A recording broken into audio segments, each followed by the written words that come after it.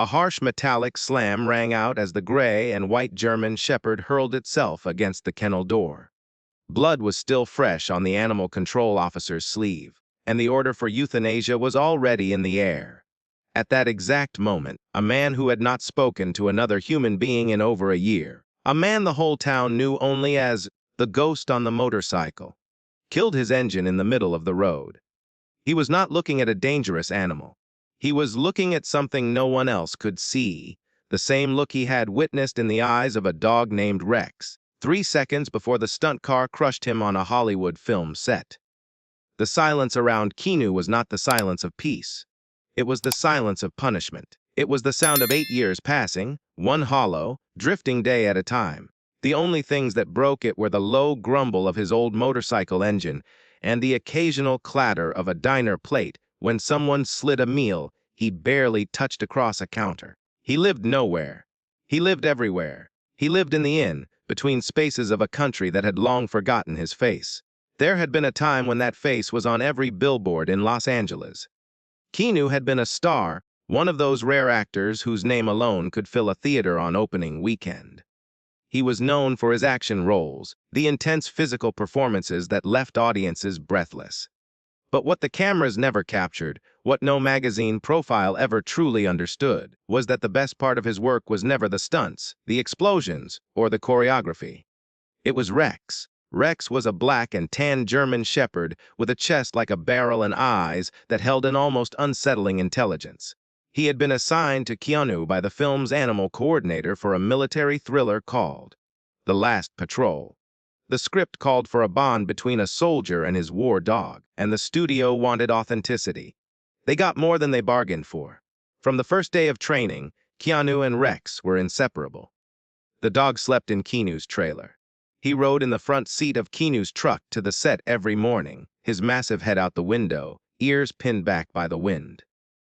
Keanu learned the German commands: Sitz, Platz, Bleib, here, not because the script demanded it, but because Rex responded to them with a joy that was almost human. The animal trainers would shake their heads and say they had never seen anything like it. Rex did not perform for Keanu. He partnered with him. The film was a hit. The sequel was greenlit before the first one left theaters, and then came the third installment, the biggest, the most ambitious. The stunt coordinator, a man named Tommy Brennan, had designed a chase sequence through a bombed-out village set. It involved armored vehicles, pyrotechnics, and Rex running a precise path between 2 converging trucks. It was dangerous, but every variable had been calculated. Every cable, every timing mark, every safety measure was in place. Or so they believed. Keanu remembered the morning of the rehearsal with a clarity that felt like a wound that never scabbed over. The sun was brutal, the kind of Southern California heat that made the air shimmer above the asphalt. Rex was eager, pacing at the start mark, his tail high, his focus absolute. Keanu was at his position, 40 feet away, ready to give the hand signal that would send Rex sprinting down the designated corridor between the 2 trucks. He gave the signal. Rex launched, a blur of black and tan, pure power and purpose, running the line he had rehearsed a dozen times. The first truck rolled on cue. The second truck, the one rigged to a cable system that controlled its speed and trajectory, lurched forward. And then, the cable snapped. The sound was almost gentle, a metallic ping that was swallowed by the roar of the engines. But the consequence was absolute. The second truck, freed from its restraint, surged forward, its path now uncontrolled. It veered directly into Rex's corridor. Keanu saw it. He screamed. The sound that came out of his throat was not a word. It was a primal, raw, animal cry of warning. Rex heard it. The dog turned his head, saw the truck, and in that fraction of a second, he did not run away. He did not freeze. He veered. He veered toward Tommy Brennan, who was standing just outside the corridor, his eyes on his clipboard, oblivious to the rogue vehicle bearing down on him. Rex hit Tommy at full speed, a 90-pound missile of muscle and bone, knocking him sideways, sending him sprawling into the dirt just as the truck barreled through the spot where he had been standing. The impact caught Rex instead. The sound was something Keanu would hear in his sleep for the rest of his life. A heavy, sickening, final thud. The set went silent. Then the screaming began. But Keanu did not hear the screaming. He was already running. He reached Rex in seconds. The dog was on his side, his breathing shallow and rapid, his dark eyes open, fixed on Keanu. There was no pain in those eyes, not yet. There was something else. Something that looked impossibly like satisfaction, like a soldier who had completed his mission. Keanu dropped to his knees. He put his hands on Rex's broad chest.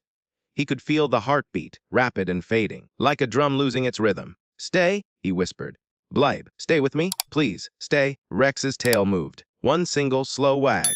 Then his eyes went still. The official report, released 3 weeks later by the studio's insurance investigators, concluded that the accident was caused by a mechanical failure in the cable rigging system. The cable had a hairline fracture that had gone undetected during the pre-shoot inspection. It was classified as an equipment malfunction. No individual was found at fault. But Keanu never read the report.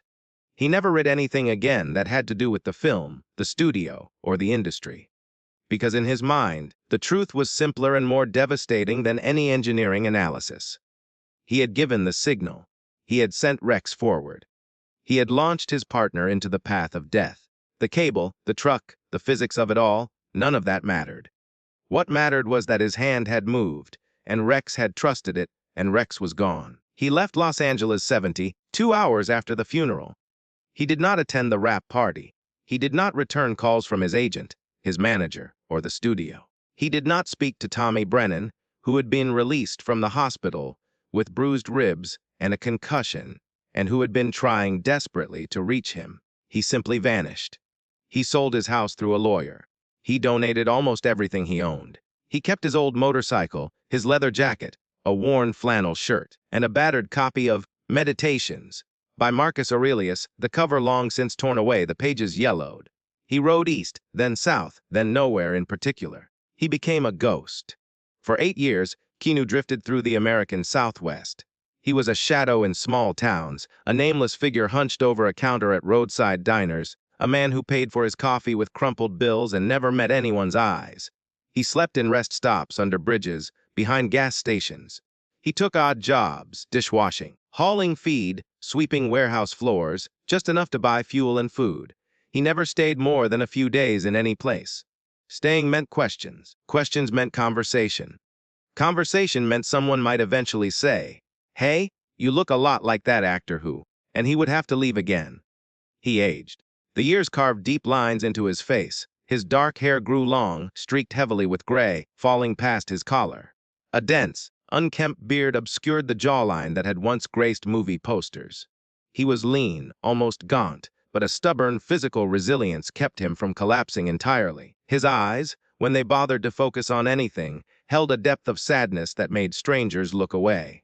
There was no cruelty in them, just an absence, as if the man behind them had checked out long ago and left only a body to carry on. He rode into the outskirts of a small New Mexico town on a Tuesday morning. The name of the town did not matter to him. What mattered was the diner sign he had spotted from the highway, a faded neon promise of cheap eggs and hot coffee. He needed fuel, both for himself and for the motorcycle. He would eat, fill the tank, and be gone by noon. To reach the diner, his route took him past the county animal shelter. It was his least favorite kind of building, a squat, concrete structure that smelled of bleach and endings even from the road.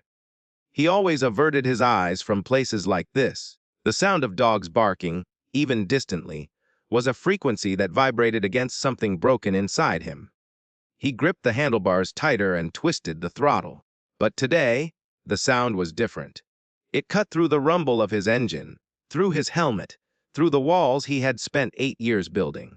It was not the usual sad yelping of abandoned animals. This was a raw, percussive, violent sound, heavy, rhythmic, frantic. The sound of a large body slamming against metal, over and over. And then, a man's sharp cry of pain. Against every instinct that had kept him invisible for nearly a decade, Keanu eased off the throttle. The motorcycle slowed. He pulled onto the gravel shoulder, 50 yards from the shelter's chain, link gate, and killed the engine. The sudden silence was deafening. He saw 2 men. The first, in a county uniform, was stumbling backward from a transport kennel mounted on the side of a truck. His name was Derek Lawson, and he was clutching his forearm, his face white with shock and anger. Blood was seeping through the thick canvas of his sleeve. The second man, older, with the wary bearing of someone who had witnessed too much suffering for too many years, was Bobby Callahan, the shelter director. "Derek, are you all right?" "That is it. Bobby?" Derek's voice was tight with pain. "It is done. That thing is rabid. I want it euthanized. Now, I am not putting it in the general kennels. You cannot make me?" Keanu's gaze shifted from the men to the transport kennel. The source of the chaos was a blur of gray and white fur, a large German shepherd, thrashing inside the cage with a terrifying, seemingly mindless violence. It would lunge, hit the metal door with a sickening thud, spin, and lunge again. Its claws scraped against the steel. Its bark was not a bark. It was a scream. Keanu's hand, which had been resting on the motorcycle's tank, tightened until his knuckles went white. "Turn around," the voice in his head commanded, the voice that had kept him safe for 8 years. "Not your problem. Not your world. Ride away." This was the very thing he had spent his life fleeing. The chaos, the pain, the unbearable weight of responsibility for another living creature. He reached for the ignition. His fingers brushed the key. He took one last glance at the kennel, and his hand fell away from the key. Something was wrong with the dog's posture. Something that had nothing to do with rage. He knew dogs. He had lived with them, trained with them, loved them with a depth that most people reserved for other humans. He had spent 3 years working alongside professional animal handlers who had taught him to read canine body language the way a medic reads vital signs. And what he was reading now turned his blood to ice. The dog's eyes were not narrowed in aggression. They were wide, blown, the whites showing all around the iris in a ring of pure terror. Its ears were not forward, not issuing a challenge. They were pinned flat back against its skull, plastered so tightly they seemed to vanish into the thick ruff of its neck. Its body was trembling, not with fury, but with a deep, vibrating, bone-level dread. But it was the head that stopped Keanu's heart. Between lunges, the dog's muzzle snapped upward, pointing to the sky, scanning the roofline of the shelter, scanning the empty blue horizon. It was not looking at the men. It was not looking at the cage door. It was destroying. It was looking for something above, something that was not there. Keanu knew that look. He had seen it once before. The bright New Mexico morning dissolved. It was 8 years ago. The sun was a white hammer beating down on a studio back lot in Burbank. Rex was at his start mark, eager, focused. Keanu gave the signal. Rex ran. The cable snapped, and in that final, fractured second, Rex's head had snapped up, his ears had pinned back, and his eyes had gone wide, scanning the horizon for the threat that was already upon him. The dog in the kennel was not attacking. It was not vicious. It was trapped inside a memory. It was reliving something, some catastrophic event that had taught it, in the deepest fibers of its being, that danger came from above. From explosions. From falling things. From a world that had shattered around it. It was a dog with post-traumatic stress disorder. "He is not vicious." The words left Keanu's mouth before he could stop them. They were the first words he had spoken to a stranger in over a year, and the sound of his own voice, rough and cracked from disuse, startled him almost as much as the scene before him. Bobby Callahan turned. Derek, clutching his bleeding arm, turned. They both stared at the tall, disheveled figure in the worn black leather jacket, the long gray streaked hair, the deep, haunted eyes. "Excuse me?" Bobby said. "He is not vicious," Keanu repeated, his voice a low rasp. "He is terrified." Derek let out a sharp, incredulous laugh. "Terrified? That thing just tried to take my arm off. I want it put down now. Today." Keanu ignored him completely. His eyes were locked on the kennel. Where did he come from? Bobby stepped forward, positioning himself between the stranger and his agitated officer. He knew this man. Everyone in town knew him, or rather knew of him. The ghost on the motorcycle. The drifter who never spoke, never stayed, and never caused trouble. In 5 years as shelter director, Bobby had never heard him utter a single word. "Owner, surrender," Bobby said, his voice settling into the professional calm he had perfected during 20 years as a police captain before taking this job, brought in 5 days ago. The man said the dog was broken and uncontrollable. Said if we did not take him, he would shoot him. He bit my officer. Bobby continued, gesturing to Derek. He has been a danger since the moment he arrived. I have a responsibility to my staff and to this community. Derek spat onto the gravel. Responsibility. Just put the thing down, Bobby. And this. Keanu took a slow step forward. His old boots were silent on the gravel. He wore the same uniform he always wore, faded jeans. The black leather jacket over a dark flannel shirt, and he looked exactly like what he was, a man who had been sleeping outdoors for the better part of a decade. But there was something in the way he moved. Not aggressive, perfectly balanced. Quiet, the kind of quiet that comes not from weakness, but from a deep, practiced stillness. "Let me try," Keanu said. The words dropped into the tense air like a stone into a well. Derek stared. Bobby stared. Inside the kennel, the shepherd had paused its assault, its flanks heaving, its chest slick with foam and drool. "Try what?" Derek's voice was sharp. "Get yourself killed. That animal will rip your throat out." "Man?" Bobby was more measured. "Try what exactly? And who are you?" Keanu's jaw tightened. He had not said the words aloud in 8 years. The admission felt like tearing open a wound that had never properly closed. "I worked with dogs," he said, his voice dropping even lower, "on film sets. For years. I know what I am seeing." It was not the full truth, but it was enough. Bobby, the ex-cop, looked at the stranger with new eyes. He saw the way the man stood. He saw the calm. He saw something he recognized from his decades in law enforcement, a quiet authority that had been there all along, hidden beneath the beard and the solitude. Bobby made a decision. "Derek, go to the clinic. Get that arm stitched. That is an order. But Bobby, the dog needs to be. I will handle the dog. Go." Derek glared at Keanu, then at Bobby, and finally stalked to his truck and drove away, leaving a cloud of dust and the sharp scent of his anger behind. Bobby turned to Keanu. "He is right about one thing. It is a risk I cannot take. I cannot let you in that kennel.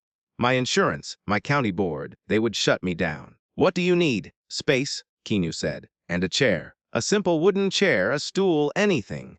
Inside the shelter's small front office, Sarah Coleman, the young veterinary technician, had been watching the entire drama unfold through the blinds. She was 26, idealistic, and still new enough to this job that each euthanasia felt like a personal failure.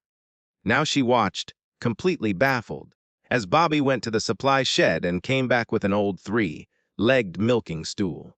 She watched as the stranger took the stool, walked calmly to a spot on the gravel about 10 feet from the transport kennel, and sat down. He did not face the dog directly. He positioned himself at an angle, offering his side, a non-confrontational posture. The shepherd, seeing this new human settle nearby, erupted. The barking was explosive, a deep chest, rattling sound of pure terror that seemed to shake the truck on its springs. It lunged at the bars, hitting them with a heavy, solid thud. The man did not flinch. He did not look.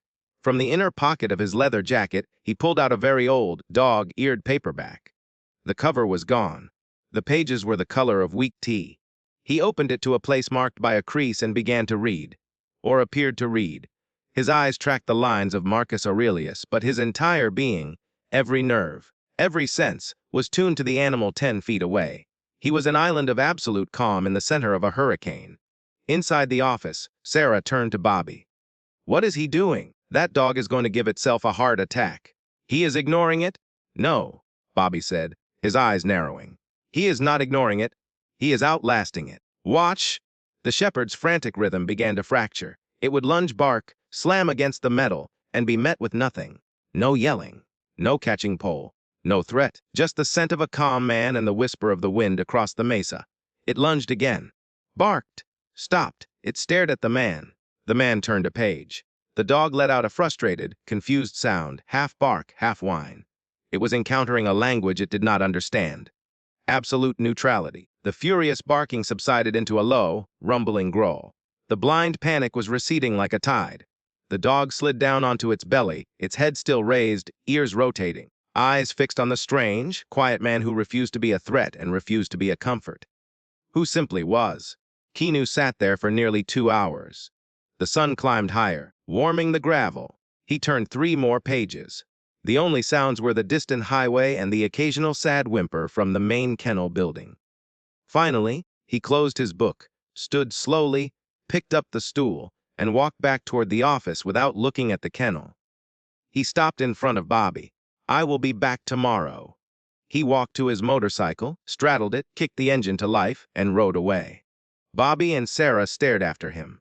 And in the transport kennel, The gray and white shepherd lay down in the first heavy silence it had known in days, its amber eyes never leaving the spot where the silent man had been. He came back. He came back the next morning, just as the sun was clearing the Sangre de Cristo peaks. The motorcycle rumbled into the same spot. Bobby, sipping coffee by the office door, gave a single short nod. Keanu nodded back. That was all the conversation they required.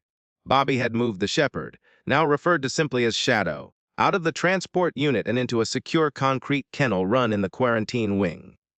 It was isolated, giving the dog space while protecting the staff. The three-legged stool was waiting. The ritual repeated. Shadow erupted. Keanu sat. The fury exhausted itself against the man's impenetrable stillness. Silence settled, heavy and tense. Keanu left. This held for 2 more days. On the 3rd day, something shifted. The initial explosion was shorter. It lasted only 5 minutes. When Shadow retreated to his corner and lay down, his head on his paws, every muscle still coiled, Keanu slowly closed his book and placed it on the gravel. He did not look at the dog directly, but at his ears. And then, his throat thick and rusty, he spoke. "Sits." The word was a low, rough murmur, barely louder than the wind. Shadow's head snapped up. His ears, pinned flat in chronic fear, shot forward like satellite dishes, trying to locate the source. He did not sit. He scrambled to his feet, confused. But he knew that word. It was buried deep beneath the layers of trauma, deep beneath the beatings and the terror. But it was there, imprinted in a place that pain could not reach. "Platz," Keanu whispered. "Down." He remembered saying it to Rex in the trailer, the dog's warm body pressed against his leg, the hum of the set outside. Bleib stay. He was not commanding this dog. He was communing with a ghost. He was speaking to the soldier he recognized inside that broken animal. Shadow paced, whining, the sounds of his damaged mind fighting against the deep muscle memory of his training. From the office window, Sarah watched, a mug of coffee growing cold in her hands. She had seen the strange routine, but today she heard the German words. She saw the dog's electric reaction. She made a decision. She grabbed a second mug, filled it, and walked outside. "Mr. Keanu." He did not turn. "Mom, I brought you some coffee. You have been out here for hours." He turned slowly. He saw the young woman, her face open and kind, her eyes holding a concern that was not pity. He took the mug. "Thank you." "I heard you," she said, nodding toward the kennel. "The German commands. I think you are right about him. And I think I know why." She reached into the pocket of her scrubs and pulled out a folded, clear plastic sleeve. "He was surrendered 5 days ago. The man who brought him in was awful. Dragged him by a choke chain. Threw these papers at the desk and called them useless garbage." She handed the sleeve to Keanu. His hands, usually steady, trembled slightly. Through the plastic, he saw a Department of Defense emblem, a DD form, the military working dog medical record, a discharge certificate, K-9 identification, name Shadow, status, military working dog, multi-purpose canine, discharged. "He was a soldier," Sarah whispered, her voice catching. "He served overseas. He was adopted out to that man who beat him. Derek, the officer who got bit, he ran the man's plates. He has a history of animal neglect charges. He beat a hero, Keanu." Keanu stared at the papers. A cold, slow, burning anger began to rise in his chest, replacing the familiar numbness. He had heard of this.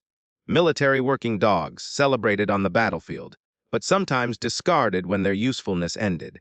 Passed from handler to handler, from agency to shelter, until their spirits were ground down to nothing. Broken tools, tossed aside by a system that no longer needed them. He looked at Shadow, trembling in the corner of the run. This was not just a dog.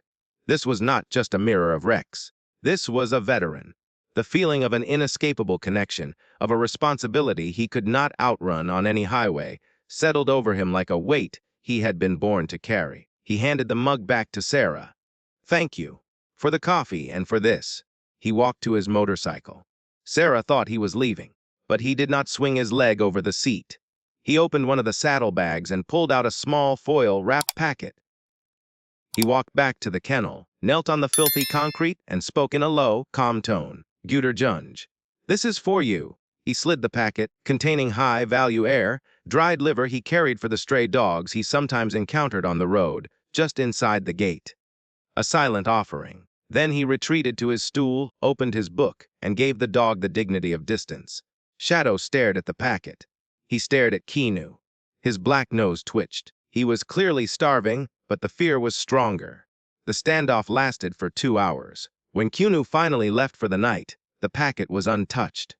But the next morning, it was gone. In its place were tiny torn shreds, licked clean. The fragile piece held for 5 days, a ritual built on silence and liver treats. Each morning, Keanu moved his stool closer. By the 5th day, he was 6 feet from the gate, and he had added a critical new step. He would sit, book in hand, and slowly extend his left hand, resting it palm out against the chain link. He would not look at the dog.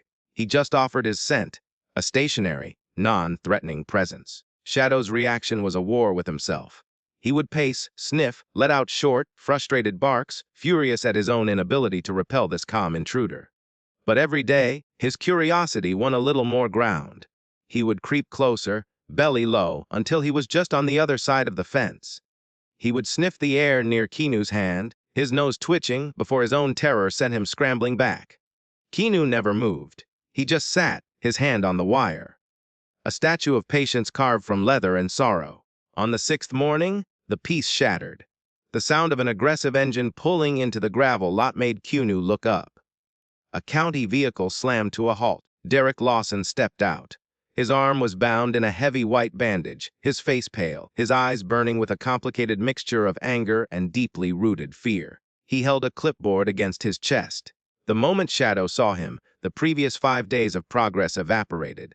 The dog lunged, a furious explosion of gray and white, hitting the gate with a deafening rattle, snarling, snapping, every inch the monster Derek believed him to be. Derek flinched. The involuntary recoil seemed to fuel his anger. "See?" he shouted. "Still a monster. I told you, Bobby." Bobby emerged from the office, his expression grim. "Derek, calm down. You are agitating him." Derek's voice cracked. He held up the clipboard. "This is official. The report is filed. Level 4 aggression incident. The county insurance carrier got the report yesterday. They are threatening to drop the entire county contract. Not just the shelter, the whole county, all because of that animal." He thrust the clipboard at Bobby. "You have 7 days. That is the order from the county board. Emergency vote." Keanu had stood up. The scrape of his stool on the gravel cut through the tense air. Shadow, hearing his protector move, fell silent. 7 days for what? Keanu's voice was low, and it carried a weight that made both men turn. Derek fixed him with a look of contempt. 7 days until he is put down. Behavioral euthanasia. And I will be the one to sign the paper. It is my right as the injured party. He slapped the clipboard against Bobby's chest, turned, and drove away. Bobby stared at the document. His shoulders slumped. Keanu stared at the kennel. Shadow had retreated to the corner, panting defeated. The weight of 8 years, of every failure of Rex's final wag, crashed down on Keanu with a force that nearly buckled his knees. He had run from this exact feeling, and it had found him anyway. "He cannot do that, can he?" Sarah said, emerging from the office, her face pale. "He just did," Bobby replied. 7 days, Keanu said, his voice hollow. "It is not enough time to heal him." Sarah stepped forward, her eyes scanning the official document. She pointed to a subsection. "Wait. Listen to me. It is not just a death warrant. The goal is not to heal him. That is impossible in 7 days. But look." She read aloud, her voice suddenly sharp with purpose. "The order is for euthanasia unless the animal can be deemed manageable for transfer." She looked Keanu directly in the eyes. "We do not have to make him a pet. We just have to prove he can be controlled. He has to accept a muzzle and walk on a leash without lunging, from this kennel to a transport vehicle. If we can film that, if we can document it, I can legally transfer him to a specialized military working dog sanctuary in Colorado." Bobby looked up. "The one outside Boulder." "Exactly. They have specialists who work with dogs like Shadow. It is a long shot. He will not even let us near the gate with a food bowl." Keanu looked at Shadow. The impossible, abstract goal of healing vanished. In its place was a concrete, tangible mission. Muzzle, leash, walk. This he understood. This was something he could do. That night, Keanu did not leave. He slept on a bench in the shelter's hallway, his leather jacket pulled tight against the cold. He had not slept indoors in months. The fluorescent lights hummed above him. Shadow was in his run, 10 feet away, awake, watching. Around 9, Sarah found him exactly where she expected. She carried 2 mugs of coffee. She handed him one without a word and leaned against the opposite wall. "He is asleep," she whispered, though Shadow's eyes were merely half closed. "Just resting. He wakes if I breathe too loudly." A long silence stretched between them. Sarah looked at the man and the dog, separated by a gate but connected by something she could not name. "Can I ask you something?" she said. Keanu took a sip. "You can ask, Bach. You were in Hollywood. You worked on films." It was not a question. She had done what anyone would do. She had searched the internet. She had found the old articles, the disappearance, the speculation, the faded photographs of a handsome actor with a dog at his side. You were someone. And then you just vanished. Keanu stared into his mug. The steam curled upward, disappearing into the cold air. "I was not someone. I was a man standing next to a dog who was someone. Rex?" The name landed between them like a dropped glass. Keanu closed his eyes. "He was the best thing in my life. He was smarter than anyone I ever worked with. He could anticipate a scene before I even read it. He loved the work. He loved me." He paused. "And I loved him more than anything." What happened? The silence was so long that Sarah thought he would not answer. Then, in a voice so low she had to lean forward to hear it, Keanu spoke. "I gave the signal. I sent him forward, and the cable snapped, and the truck hit him, and he was gone." He opened his eyes. For the first time, Sarah saw the raw 8-year-old wound he carried. His eyes were bright, the hard lines of his face broken by a vulnerability that was terrible and beautiful at the same time. "I killed him, Sarah. I gave the signal, and I killed my partner." Sarah sat with him in the cold hallway for a long time. She did not say, "It was not your fault." She, better than anyone, understood the crushing burden of responsibility, the what-ifs that haunted a life spent caring for animals. She had held dying dogs in her arms. She had administered the final injection more times than she could count. She knew the specific, corrosive weight of feeling responsible for a life that ended on your watch. "You are not that man anymore," she said finally, standing and taking his empty mug. "And you are the only one who can save this dog." She paused at the doorway. "Do not let your past kill him, too." She left him alone. Her words, intended as comfort, settled on him like a verdict. He stared at Shadow. 4 days remaining. He was building trust with a traumatized animal, but what was he building it on? His own brokenness. His own guilt. He was not healing Shadow. He was using Shadow as a mirror, trying to see Rex's reflection, trying to earn a forgiveness that a dead dog could never give. He needed the truth. Not the story he had told himself for 8 years, but the actual, documented, verifiable truth. He needed to hear it from the one person who had been there, the one person he had abandoned. He stood up, Shadow's head lifted instantly, a low growl rumbling in his chest. "Easy," Keanu murmured. "I will be back." He walked out of the shelter into the sharp, cold night. The stars were brilliant, scattered across the black sky like spilled salt. He rode his motorcycle to the only place open at that hour, a 24-hour gas station on the interstate junction. It was an island of harsh fluorescent light in a sea of darkness. He parked by the air pump. He walked past the rows of snacks and energy drinks to the back, where an old battered pay phone hung on the wall. He had not used one of these in years. He did not own a cell phone. He did not own anything that could connect him to his former life. From his wallet, tucked behind a worn flap of leather, he pulled a tiny, faded slip of paper. He had not looked at it since he left Los Angeles. One name, one number, Tommy Brennan. His fingers were stiff and clumsy. He fumbled a coin, heard it rattle on the floor, and left it. He pulled out another, inserted it, lifted the heavy receiver, and punched in the numbers. The ringing was unnaturally loud. Once, twice. "Yeah," the voice was thick with sleep. "Who is this? Tommy?" Keanu leaned his forehead against the cold metal of the phone enclosure. "It is Keanu." The silence on the other end was absolute. 5 seconds. 10. When Tommy spoke again, his voice was completely different. Cold, sharp, wide awake. "Keanu, 8 years.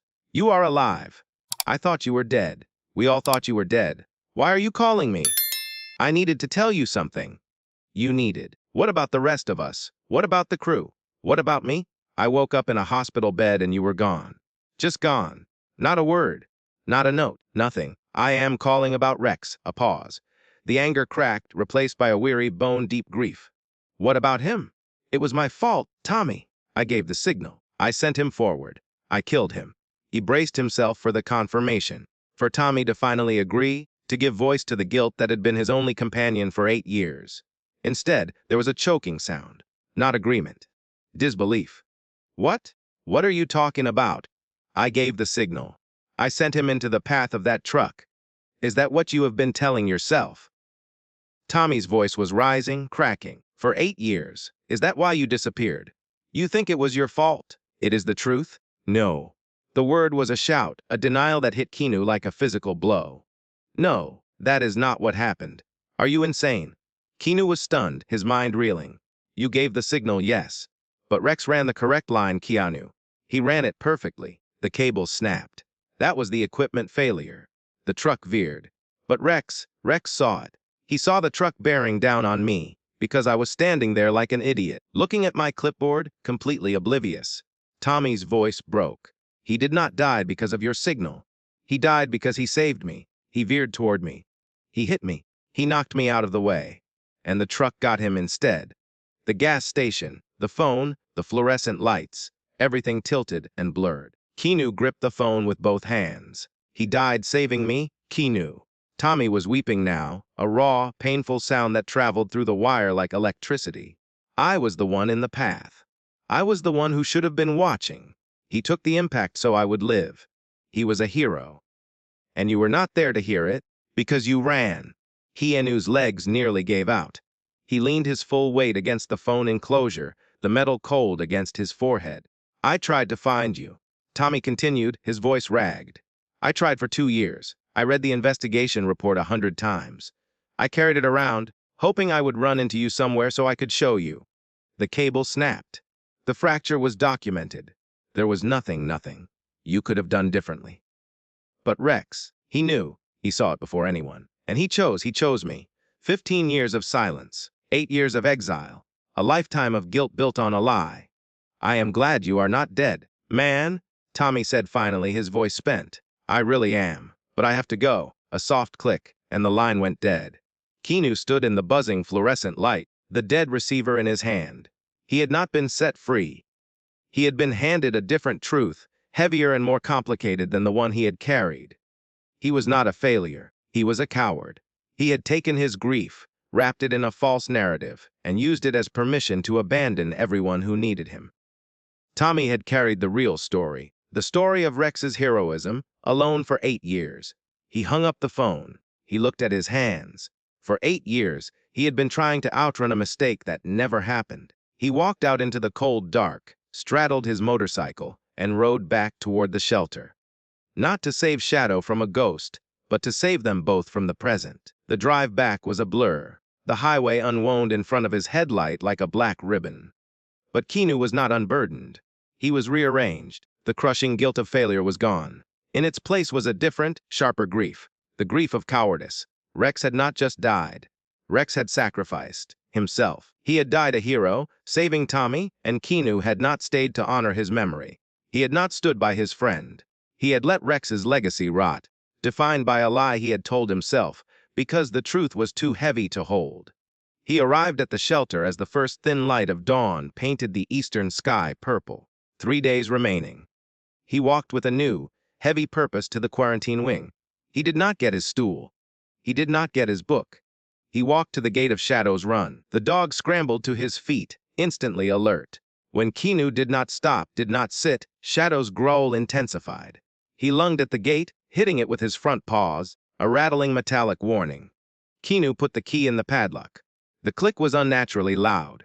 Shadow exploded, barking, snapping, his teeth clacking against the chain link. Keanu slid the bolt, opened the gate just enough to slip inside, and latched it behind him. The click of the latch was like a gunshot. Shadow screamed. Not a bark, a high-pitched, desperate, terrified sound. He scrambled backward, crashing into the far concrete wall. He was cornered, trapped. He snarled, his lips pulled back, every fiber of his body vibrating with dread. Keanu did not move. He stood with his back to the gate, giving the dog the entire run. He did not crouch. He did not look away. He just stood there, a man who had finally stopped running. Through the panic, Shadow was seeing something new. This was not the man on the stool. the one who carried a restless, guilty energy that smelled of fear and hesitation. That man had been tense, unpredictable, haunted. This man was different. This man was heavy. He was sad, but the fear was gone. The guilty vibration was gone. This man was solid. He was an anchor. And Shadow, drowning in his ocean of terror, did not know what to do with an anchor. The snarling faltered. It became a low, confused growl. Keanu, moving with deliberate slowness, lowered himself. Not a handler's ready crouch. He sank to his knees, a position of total vulnerability. He rested his hands on his thighs. He looked at the dog, and the dog looked back. He was a hero, Keanu whispered. Shadow's head tilted. The growling stopped. His name was Rex, and I did not kill him. He saved someone. He saved my friend, and I ran away from that because I could not face it. He was not confessing to Shadow. He was confessing in front of him, laying his broken, rearranged soul bare on the cold concrete. A man with no tricks left, no walls, no motorcycle to ride away on. Just a man telling the truth. Shadow's rigid body seemed to deflate. The terror that held him taut was meeting something it had never encountered, a profound, unguarded calm. This man was not a threat. This man was broken. Like him, the dog took one hesitant step, then another. Belly low, paws silent on the concrete. He stopped just out of reach, his nose twitching, reading the story written on Keanu's skin. Salt of tears, adrenaline of a long-buried truth. The leather of his jacket, the road dust of 8 years. He took the last step. He stretched his gray neck forward and pressed his broad head hard against Keanu's chest. Not a nudge, not a lick, a lean. As if trying to hold Keanu up, or perhaps to hold himself. Keanu closed his eyes. He raised his hands slowly and cupped the shepherd's head, his fingers sinking into the thick, rough fur. For the first time in 8 years, he wept. He wept for Rex's sacrifice. He wept for Tommy's loneliness. He wept for the years he had wasted riding away from the people and the memories that deserved better. He held the trembling dog, and the dog held him back. 2 veterans, 2 broken souls, beginning to heal in the cold, quiet hallway of a county shelter. By evening, the breakthrough had cascaded into tangible progress. With painstaking care, Keanu introduced the muzzle, a black basket-style tactical muzzle attached to a wooden pole. Shadow hated it. He recoiled. But he allowed it, because he had connected it with the man's calm presence, the man who was no longer afraid. By 4 in the afternoon, Shadow had taken a few shaky steps on a leash inside the run. Sarah watched through the window, tears running silently down her cheeks. "We have it, Keanu," she said, her voice bright with hope. "We can film it tomorrow. We will beat the deadline." Keanu felt something he had not felt in 8 years. A flicker of peace. He decided to find a motel for a real night of sleep, the first in months. He would be back at dawn. He never made it to the motel. The sky broke open at 11 that night. It was not a gentle rumble. It was a sharp, concussive crack that shook the walls and rattled the windows of every building in the valley. It sounded exactly like the explosive charges used on film sets. Keanu, parked behind a closed gas station, dropped flat behind his motorcycle, his hands over his head, his body braced for the shock wave. He was not in New Mexico.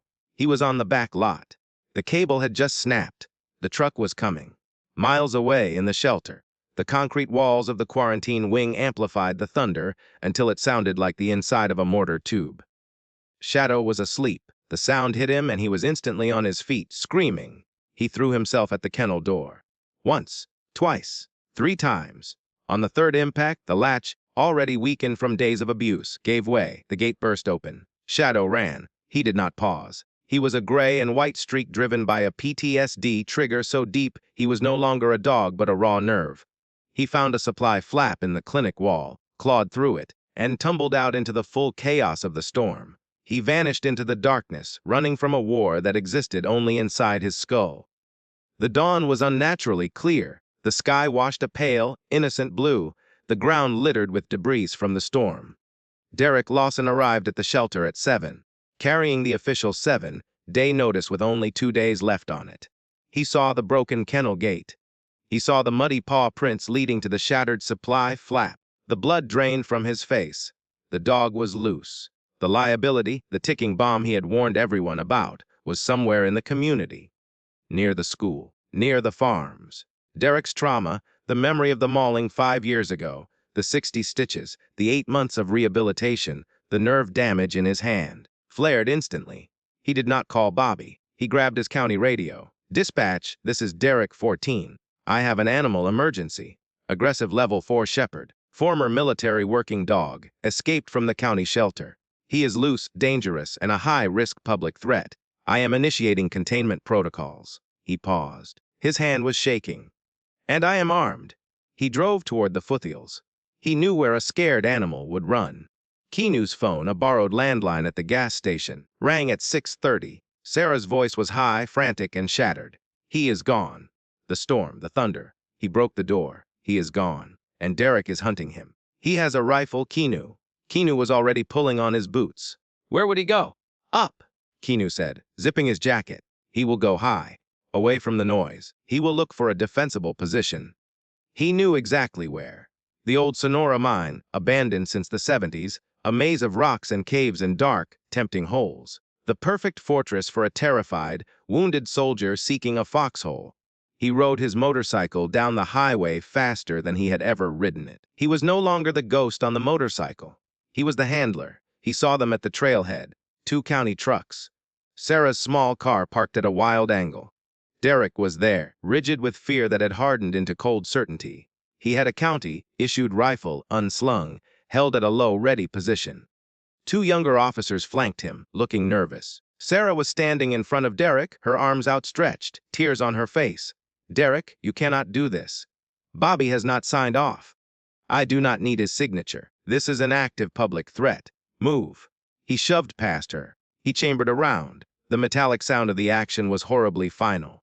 "Put it down, Derek." Keanu's voice cut through the cold morning air. It was not loud, but it carried the quiet, absolute authority of a man who had spent years on sets where a single misplaced command could cost a life. Derek spun. Keanu stepped off his motorcycle. Tall, lean, caked in road dust, the black leather jacket unzipped, the dark flannel visible underneath. His face, framed by the long, gray, streaked hair and the unkempt beard, was carved from stone. "I said put the rifle down." "Stay out of this," Derek said, his knuckles white on the weapon. "You are the one who agitated him. This is on you. He is not a threat. He is a soldier. He is trapped and calling for help. That is not help he is calling for. That is how they sound before they tear your arm open. I know that sound. Then you should know the sound of a man who is giving you a lawful order." A new voice boomed across the trailhead. An old dark sedan had pulled up, blocking the trail. Bobby Callahan stepped out. He was not the weary shelter director. He was wearing an old windbreaker with faded department letters on the breast. He stood tall, his retired captain's authority radiating from him. He walked directly between Keanu and Derek. "David, I know what you are thinking. I know what you are remembering. But this is not that day, and this is not that dog. You are emotionally compromised. Give me the rifle." The standoff was absolute. Derek's face was a battlefield. Fear versus duty. Trauma versus procedure. Slowly, with a shaking hand, he lowered the weapon. Bobby turned to Keanu. "You know where he is. I know where he will be hiding. Go get your soldier. You have 24 hours. Keanu looked at Sarah, who was sobbing with relief. He looked at Bobby, who gave him a sharp nod. He looked at Derek, who was staring at the ground. Then he turned toward the mountain and began to climb. He moved with a purpose he had not felt in 8 years. The signs were easy to read. Deep, disorganized paw prints in the damp red earth. Splayed toes, showing the panic of an animal in full flight. Broken branches, scrabble marks in the mud. This was not an escape. This was a retreat. He crested the last ridge. The abandoned mine site was silent. Rusted equipment, loose shale, dark holes in the rock. He called out, his voice not a command but a low, calm murmur. "Shadow, I am here." Silence. Then from below, a sound that was not a bark. A low, rattling growl, deep and desperate, like an engine dying. Keanu followed the sound to the edge of a deep, narrow fissure in the rock, a collapsed mine entrance. He looked down. A pair of amber eyes, wild with terror, stared back at him from the shadows. Shadow was wedged at the bottom, 20 feet down. His back right leg was caught at an unnatural angle, tangled in old rebar and loose rock. He was trapped. When he saw Keanu, Shadow lunged as much as his broken body allowed, snapping at the air, his teeth clacking, his growl a furious, terrified warning. Keanu's heart ached. He did not see a monster. He saw the end of a soldier's road. He found a steep slope of loose shale that led to a narrow ledge 5 feet above the dog. He sat on the edge, dug his heels in, and slid. The sound sent Shadow into another fit. Keanu hit the ledge hard, scraping his palms, tearing the sleeve of his jacket. He sat there, his back against the cold stone, and he just waited. He let the panic burn itself out. He looked at his left hand. The slide had torn the palm open. Blood dripped steadily onto the rock. He pulled a small first aid kit from his jacket, hissing as the antiseptic bit into the wound, and began to bandage his own hand. Shadow watched every move. His growl was fading. Rex was a hero, Keanu said quietly, his voice echoing in the ravine. I told Sarah I killed him. I told myself that for 8 years. I hid on the road. Shadow. I rode away from that lie because I thought it was the truth. He secured the bandage. But it was not the truth. The truth is harder. Rex saw a truck coming for my friend, and he did not hesitate. He lunged. He knocked Tommy out of the way. He took the impact himself. He died saving someone he loved. Shadow was whining now, listening, and I ran. I ran from his memory. I ran from Tommy. I left my friend to carry that story alone for 8 years. I have been trapped, Shadow. Trapped under my own cowardice. He looked down at the dog, whose leg was pinned under rusted metal. We have both been trapped, have we not, soldier? Me by a lie. You by whatever those men did to you. By the thunder, by this hole. He took a deep breath. But today we get out. Both of us. He stood. He unbuckled his thick leather belt, slid it free, and fashioned a temporary slip lead. He carefully lowered himself the last 5 feet into the ravine. Shadow snarled but did not lunge. He was too weak, too tired, and perhaps too curious about this man who kept coming closer instead of running away. Keanu slid the belt gently over Shadow's thick neck. Just a tool, just to help. He turned to the trapped leg. The rebar was twisted but the rock was loose. He hauled the largest piece free. Shadow yelped, a sharp, painful cry as the pressure released. He was free but lame, unable to bear weight on the injured leg. At the far end of the ravine, a steep, narrow goat path led upward. This is the hard part, Keanu said. We climbed together. He began to scramble up. He looked back. Shadow was standing on 3 legs, whining, terrified of being left behind, but terrified of moving. Keanu went back down. He put his hand on the dog's broad head and spoke with the deep, unwavering certainty of a man who had finally decided to stop running. You are a soldier. You are a hero. You will not die in this hole. Up. Come. Shadow looked at the man. He looked at the path. And he chose. The climb was agonizing. 90 pounds of injured dog scrambling against loose rock, guided by a bleeding man pulling on a leather belt. They slipped. Rocks tumbled. Shadow cried out as his legs struck the stone, but he kept climbing. He was following the voice. He was trusting the command. Keanu grabbed the final edge, hauled himself over, turned, braced his feet, and pulled. One more. Up. Shadow gave a final, desperate lunge and collapsed on the flat, solid ground. His sides heaved. His mouth was open, panting. He was out. Keanu collapsed beside him, his back against a boulder, his hand bleeding through the bandage, his jacket torn, his body shaking with exhaustion. Shadow crawled the last 2 feet and put his head in Keanu's lap. He began to lick the blood from the torn hand. Keanu sat there, looking up at the clean blue sky, and let him. The walk down was slow and painful. Keanu used his belt as a harness, looping it under Shadow's chest to support his weight. The shepherd leaned heavily against his leg, limping, but moving. 1 step at a time. When they emerged from the trees onto the flat gravel trailhead, the group was still there. Sarah saw them first. A sound, half sob, half gasp, escaped her. They were a hard sight. Keanu, caked in mud and dried blood, his flannel torn, his leather jacket shredded at the sleeve. And Shadow, a gray and white ghost, fur-matted, back leg held off the ground, but his head high, his amber eyes fixed on the man beside him, walking calmly, on a slack lead. The tension shifted to one man. Derek. He had been standing apart, his rifle slung over his shoulder, his face unreadable. He watched them approach. His eyes were not on Keanu. They were on the dog. He saw the limp, he saw the pain, and he saw what he had refused to see before. He saw a dog walking calmly beside a human, not because he was controlled, but because he had chosen to trust. The animal was not a monster. He was just a dog, a broken, brave, exhausted dog. Derek did not speak. He walked to his truck, opened the toolbox, and pulled out a heavy, bright orange professional medical kit. He walked toward them. Keanu placed his body slightly in front of Shadow. Derek stopped 10 feet away. He put the kid on the gravel between them. That leg needs attention now, Derek said, his voice clipped and professional, stripped of anger. He will have nerve damage if it is not cleaned and splinted.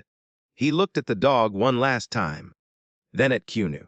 Something passed between them, a look of profound, exhausted understanding that needed no words. Derek turned, stepped back, and leaned against his truck.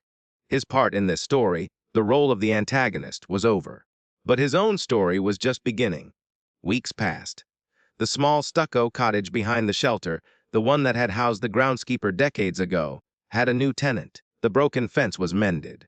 A 6-foot enclosure surrounded the small yard. A thin curl of wood smoke rose from the chimney on cold mornings.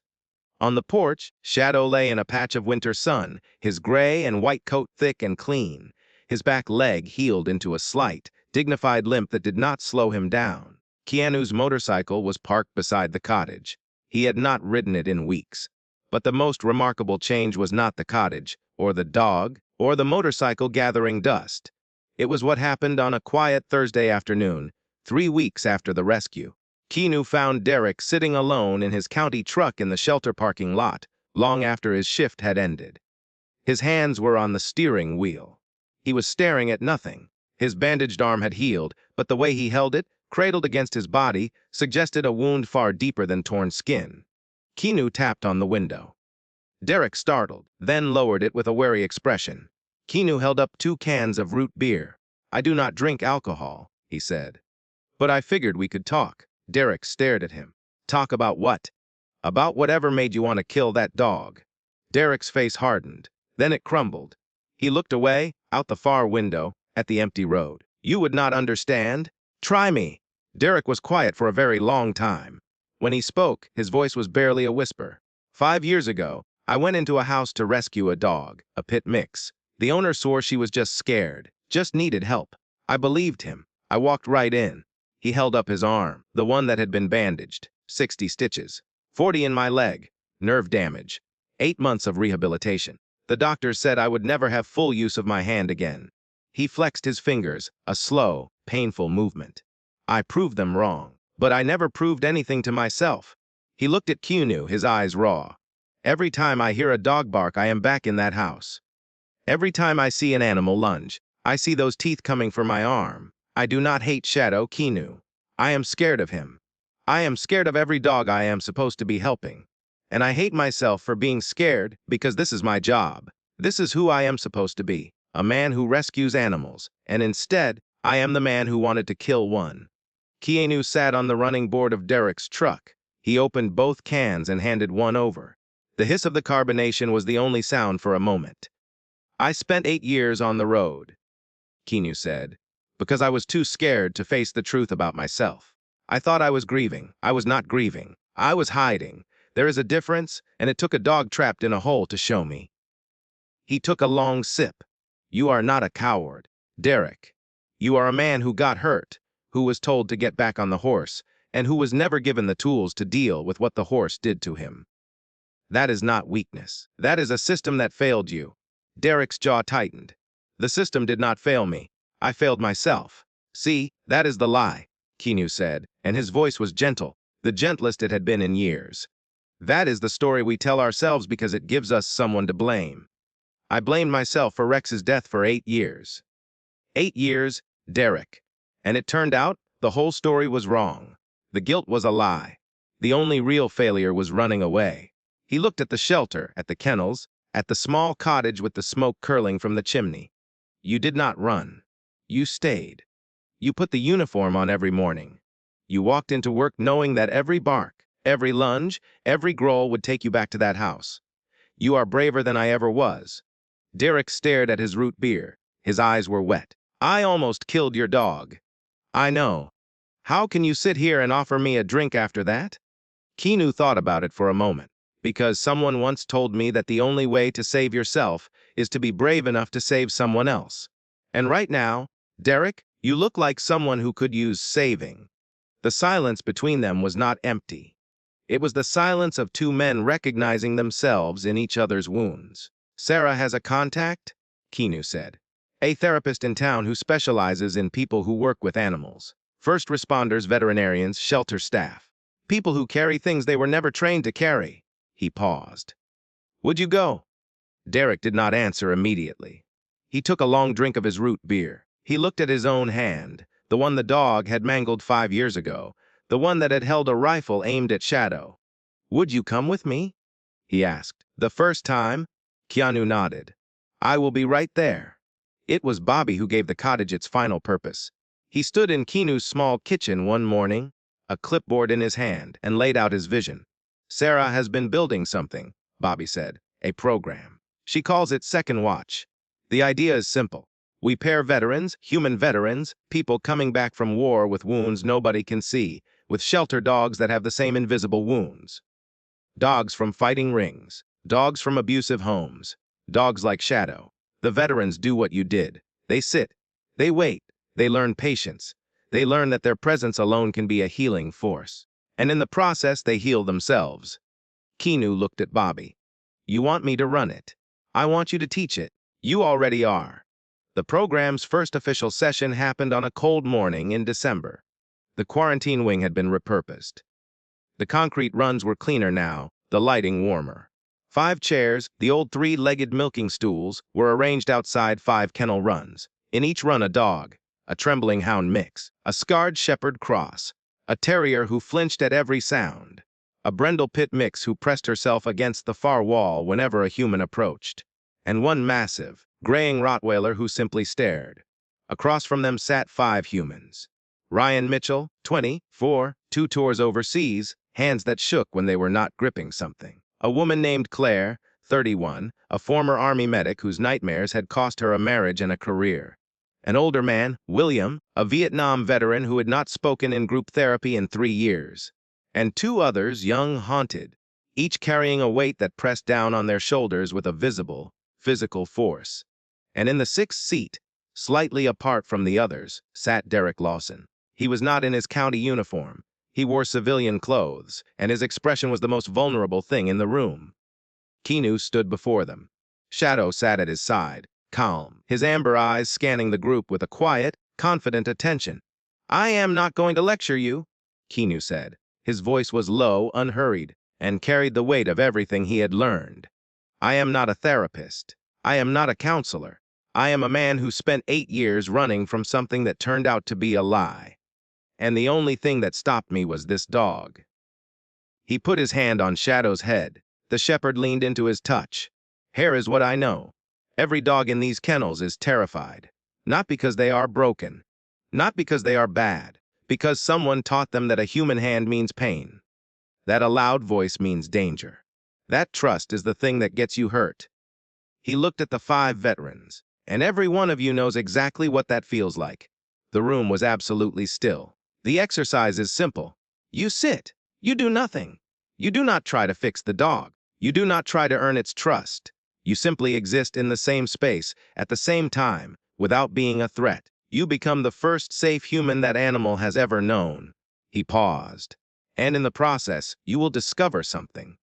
You will discover that your presence, the one you have been told is damaged, or dangerous, or too broken to matter, your presence is the most powerful medicine that dog will ever receive. Ryan Mitchell, in his seat across from the trembling hound, looked up with wet eyes. How long does it take? Keanu looked at Shadow, the dog who had pressed his head against his chest in a cold concrete kennel. The soldier who had climbed out of a ravine on 3 legs because a broken man had asked him to. Longer than you think, Keanu said, and less time than you are afraid of. The months that followed were not a fairy tale. They were the slow, unglamorous, deeply human work of rebuilding. Ryan Mitchell sat with his hound for 11 days before the dog came within arm's reach. Claire's shepherd cross took 3 weeks to stop flinching at her voice. William, the silent Vietnam veteran, sat for 6 straight days without saying a word to anyone, human or canine, and on the 7th day, the brindle pit mix walked across the run and put her head in his lap, and William wept for the first time since 1969. Derek's progress was the hardest and the most beautiful to watch. He sat across from the massive Rottweiler, a dog named Sergeant who had been seized from a property where he had been chained outside for 4 years. Sergeant did not growl. He did not lunge. He simply lay in the back of the run and stared at Derek with an expression that seemed to say, "I dare you to be different." The first week, Derek could barely stay in the chair. His hands shook. His breathing was rapid and shallow. Twice, he stood up and walked out. Both times, Keanu simply nodded and said, "Come back tomorrow." On the ninth day, Sergeant stood up, walked to the gate, and lay down facing Derek. Their eyes met through the chain link. Derek's hand, the one with the nerve damage, the one that had held the rifle, slowly extended and rested against the wire. Sergeant sniffed it. He did not bite. He did not recoil. He simply breathed against Derek's fingers, a warm, steady exhalation that carried no judgment, no memory of pain, no accusation. Just the simple, animal act of accepting another living being's presence. Derek broke. He bent forward in his chair, his face in his hands, and he sobbed. Not from fear. From relief. From the realization that the monster he had been fighting for 5 years was never in the kennel. It had always been inside him. And this dog, this massive, patient, gentle dog, had just shown him that the monster could be quieted. Keanu watched from the doorway. Shadow sat beside him, leaning against his leg. Sarah stood behind them, her clipboard clutched to her chest, tears streaming freely. Bobby was there, too, leaning against the wall with his arms crossed in a faint, satisfied smile on his weathered face. "You know what the beautiful thing is," he said quietly to Sarah. "Nobody in that room is saving anybody. They are all saving each other." Spring came to the valley. The cottonwood outside the cottage budded with pale green. The shelter, once a concrete box of endings, was becoming something else. A beginning. Tommy Brennan flew in from Los Angeles. The first meeting was awkward, 2 old friends standing 3 feet apart, neither knowing how to bridge 8 years of silence. Tommy was grayer, heavier, his eyes carrying the same tired wisdom as Keanu's. He looked at the cottage, the shelter, the dogs, and the veterans sitting in their chairs. "You built this," he said. "It built itself?" Keanu replied. "I just stopped running long enough for it to catch me." Tommy pulled an envelope from his jacket. "I brought something." Inside was a check, a large one, drawn from the fund he had established in Rex's name years ago, a fund Keanu had never known existed. "Rex saved my life," Tommy said, his voice steady but his eyes bright. "I have been looking for a way to honor that ever since. I think this is it." They stood side by side, watching Ryan Mitchell walk his hound, now named Copper, on a loose leash through the shelter yard. The dog's tail was up. Ryan was smiling. It was the first real smile anyone had seen on his face in 2 years. "I am sorry I ran," Keanu said. "I know," Tommy said. "I am sorry I stopped looking for you." "You did not stop. I just made myself very hard to find." Tommy laughed. It was a real laugh, the first they had shared in nearly a decade, and it echoed off the walls of the shelter like a bell. On a warm evening in late May, after the volunteers had gone home and the shelter was quiet, Keanu sat on the porch of his cottage. Shadow lay beside him, his head resting on Keanu's boot, his breathing deep and even. The motorcycle was parked at the edge of the yard, clean but unused. It faced the highway, the road that led everywhere and nowhere. Keanu looked at it for a long time. Then he looked at Shadow. Then he looked at the shelter, where a light was still on in the clinic, because Sarah always worked late. He looked at the quarantine wing, where tomorrow morning 5 more chairs would be set out, and 5 more broken humans would sit across from 5 more broken dogs, and the slow, quiet miracle would continue. He thought about Rex, not with guilt, not with the suffocating weight of a lie he had carried for 8 years. He thought about Rex with gratitude, with love, with the fierce, unshakable pride of a man who had finally learned the truth about his partner. Rex had not died because of a signal. Rex had died because he was brave, because he saw a friend in danger and did not hesitate, because that was who he was, a hero. And the greatest way to honor a hero was not to grieve him forever. It was to live the life he had made possible. Derek Lawson knocked on the porch railing. He had Sergeant on a leash, the massive Rottweiler padding softly beside him, calm and steady as a shadow. Shadow lifted his head, regarded Sergeant with a cool, appraising gaze, and set his head back down. 2 soldiers acknowledging each other. "Evening walk," Derek said. It was not a question or an explanation. It was just a statement of fact. A man walking a dog, a thing that had once been impossible. "Nice night for it," Keanu said. Derek nodded. He paused, as if weighing whether to say more. I never thanked you, he said. Not for saving the dog, for sitting on that truck with me, for the root beer. He cleared his throat. For seeing something in me that I could not see in myself. Keanu looked at him. The man who had wanted to kill Shadow. The man who had been driven by a fear so deep it had turned him cruel. And who was now standing on this porch, in the soft evening light, with a leash in his healed hand and a calm dog at his side. A man who had been seen, not as a villain, but as a wounded person deserving of patience and understanding. A man who had been treated the same way Keanu treated the dogs, with silence, with space, with the unspoken message that his presence, even his damaged, frightened presence, was enough. You did the work, Derek. I just brought the root beer. Derek almost smiled. He turned, and he and Sargent walked off into the dusk, their silhouettes merging with the darkening landscape. Keanu watched them go. Shadow's tail gave a single, slow wag against the porch boards. Yeah, Keanu said softly, putting his hand on the dog's warm head. I see it too. He sat there as the stars came out, one by one, filling the vast New Mexico sky. He was not the man on the billboard. He was not the ghost on the motorcycle. He was not the drifter, the recluse, the man defined by his failure. He was just Keanu, a man who had stopped running, a man who had learned that the deepest wounds are always invisible, and that true healing never happens alone. A man who had discovered, in the eyes of a terrified dog and the trembling hands of a frightened officer and the quiet courage of a young woman who refused to give up, that the only way to save yourself is to be brave enough to save someone else. And sometimes, if you are very lucky, they save you right back. Shadow shifted, pressing closer against his leg. The evening air was cool and clean, carrying the scent of sage and pine and the distant promise of rain. Somewhere inside the shelter, a dog barked, and for the first time in 8 years, the sound did not make Keanu flinch. It sounded like the beginning of something. Thank you for following this story. Let us know in the comments below. If this story has moved you and you would like to stand with us in bringing more voices of truth and hope to light, please consider supporting our work. Even the smallest gift helps us continue creating and sharing these powerful stories. You can find the donate link in the description. And of course, do not forget to subscribe so you will not miss the next chapter we are preparing for you.